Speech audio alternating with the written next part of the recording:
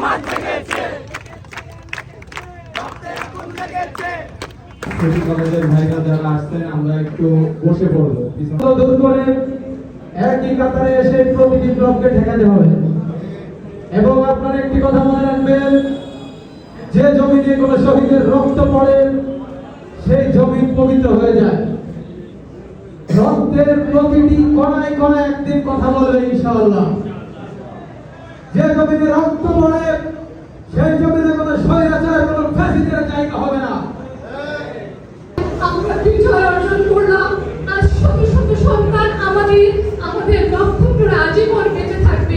ওরা দেশকে সোনার বাংলায় পরিণত করবে এবং শুধু সফলতায় সীমাবদ্ধ নয়, পরিপূর্ণতায় অর্জন করবে। এই বাংলাদেশ পৃথিবীর মধ্যে এক বিস্ময় হয়ে দাঁড়াবে।